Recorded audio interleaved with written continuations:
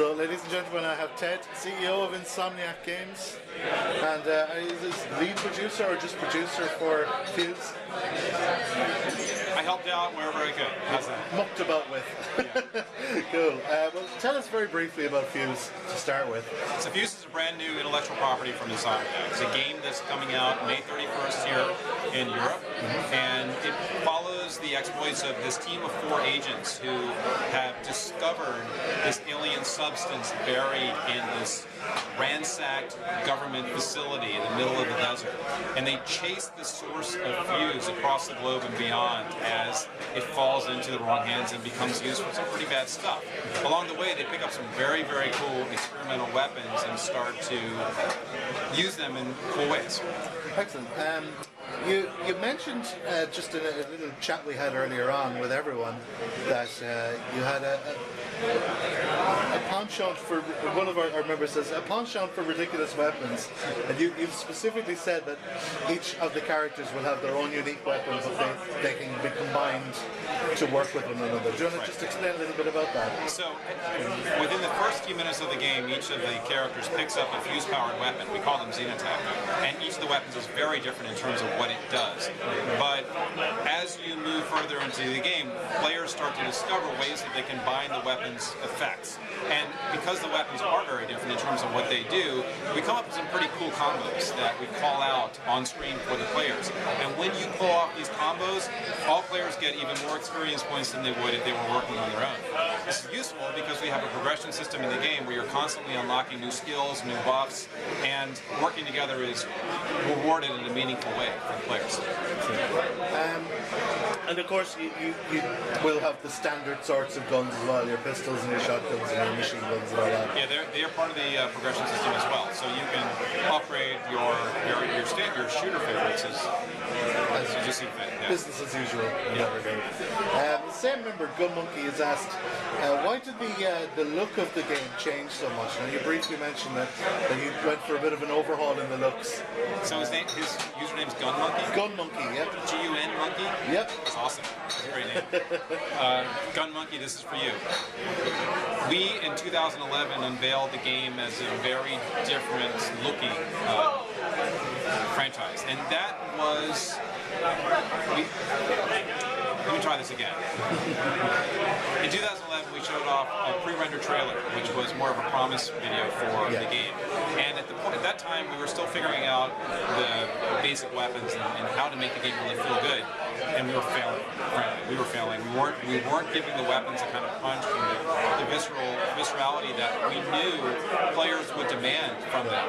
And we had to go back to the drawing board just to figure out what would work for the mag shield, what would work for the shatter gun, the warp rifle, and the arc shot. And they weren't even called those names at that time. And we came up with weapons that were more aggressive and certainly more satisfying to use. And they started driving the tone of the game. And at the same time, we also came to the realization that Fuse, this alien substance, was much more than a plot device. We were starting to use it to power the weapons, and we started giving it to the enemies to use against you, and it became much more of a central aspect of the game, and thus, at the same time, we changed the name of the game. So we are very transparent about this process, and it's something that happens on every single game we do.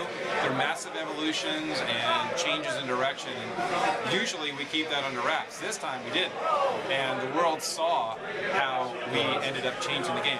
But in my opinion, it really was for the better, because I mean, I'm looking around today at people playing, and clearly the enjoyment's there.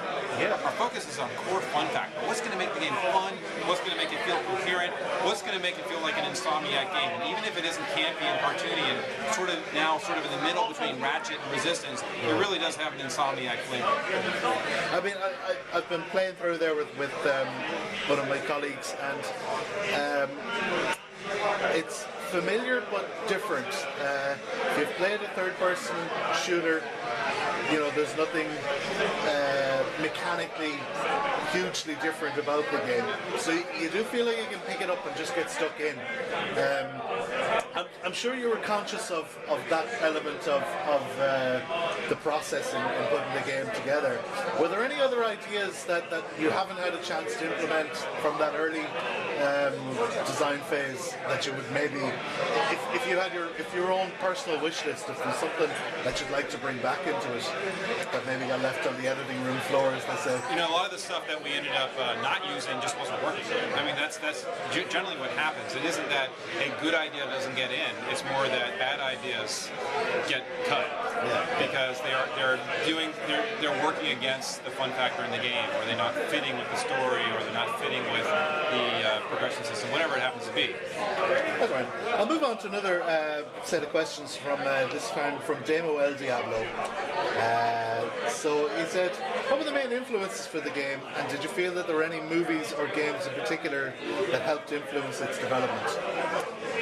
From a gameplay perspective, certainly Ratchet & Clank and Resistance have had influence on the game.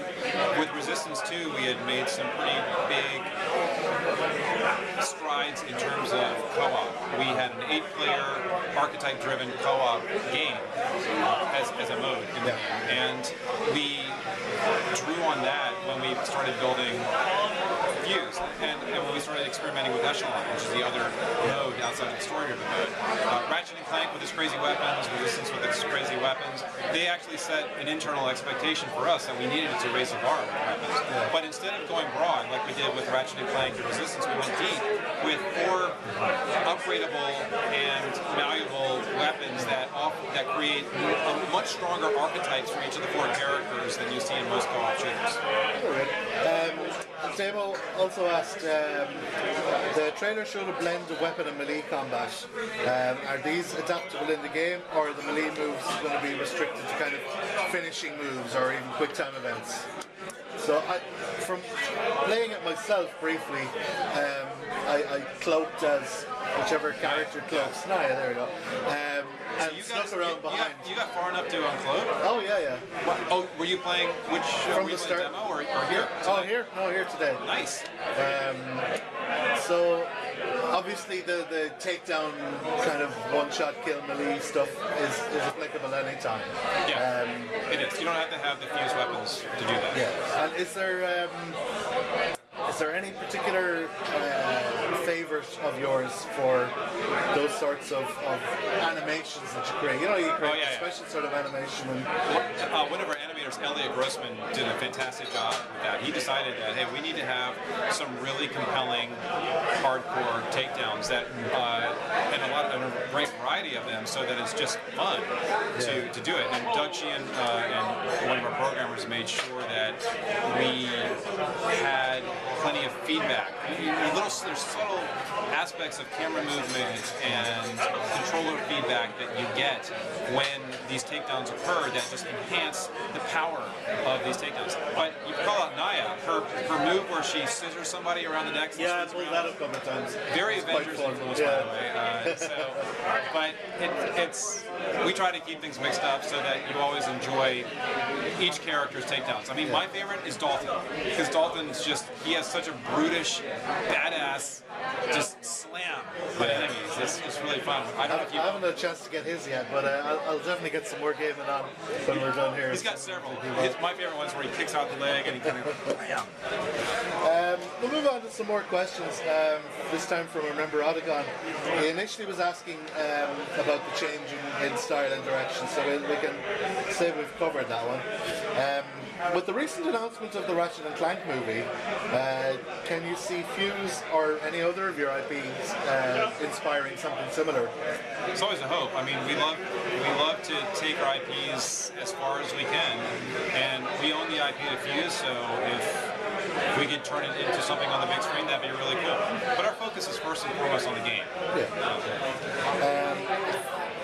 Let's see, Otagon's other question is, after the PS4 announcement in February and Microsoft detailing their plans this coming month, we hope, do you have any initial impressions of the 2 new pieces of hardware?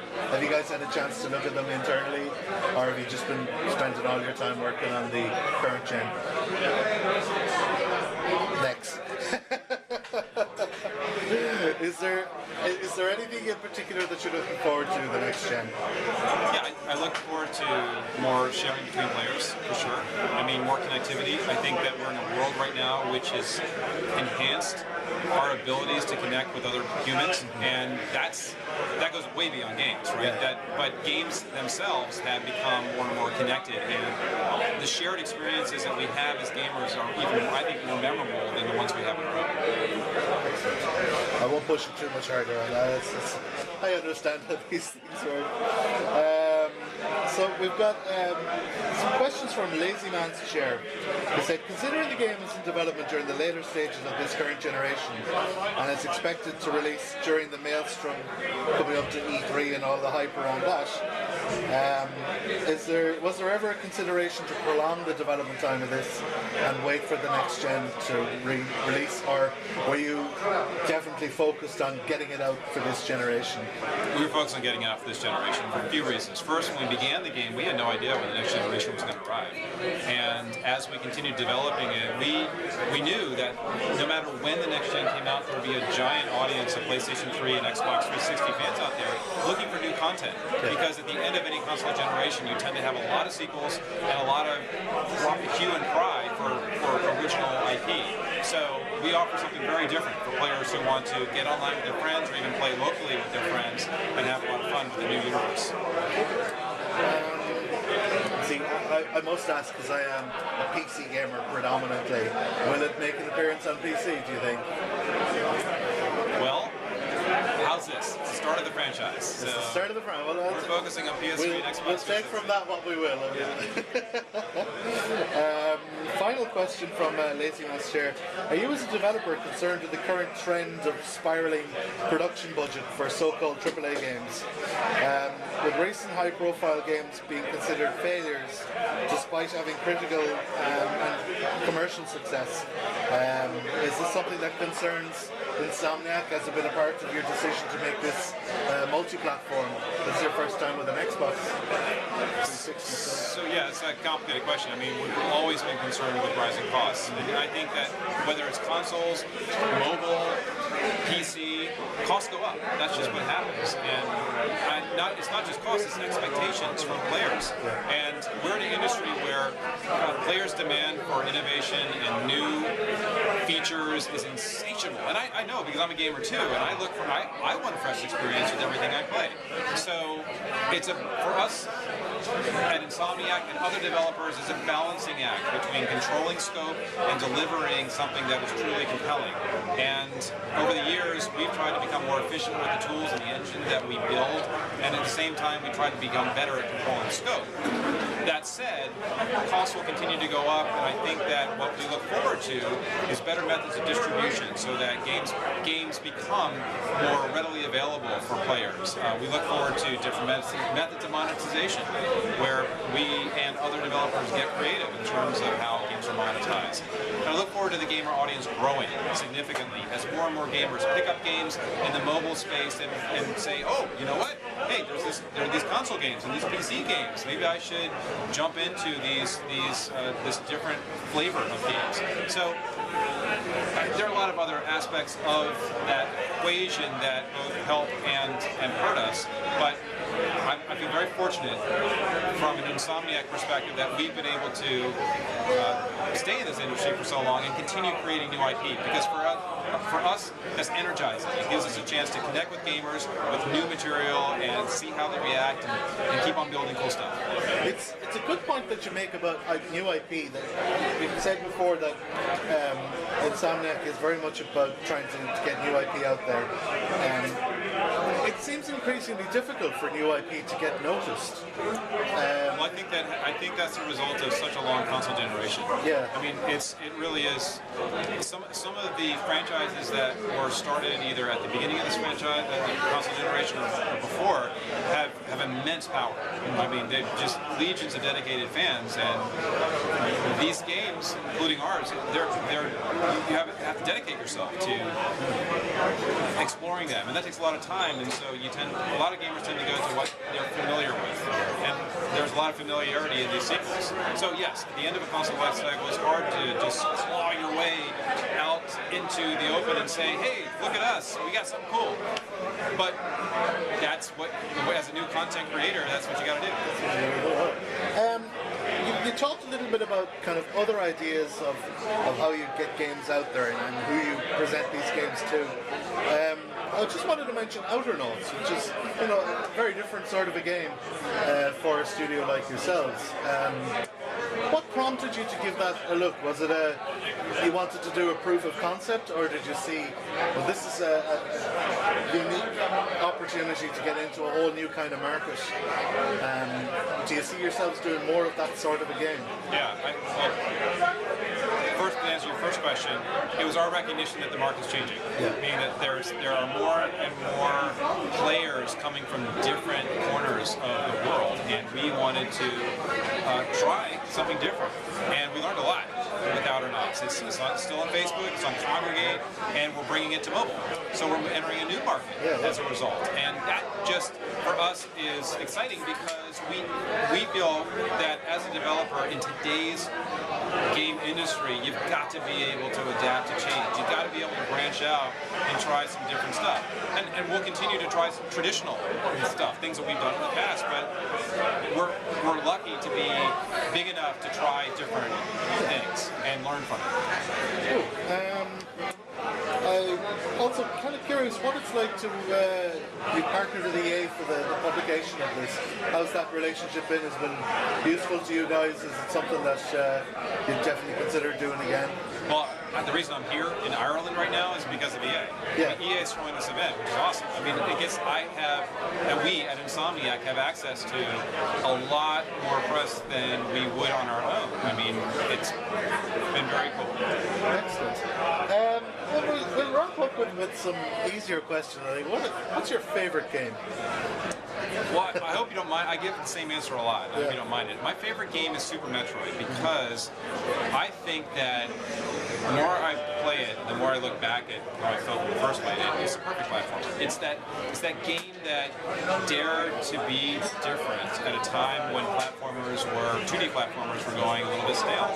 And for us at Insomniac, it's been a big influence for those of us who were dedicated to Nintendo games and loved Nintendo.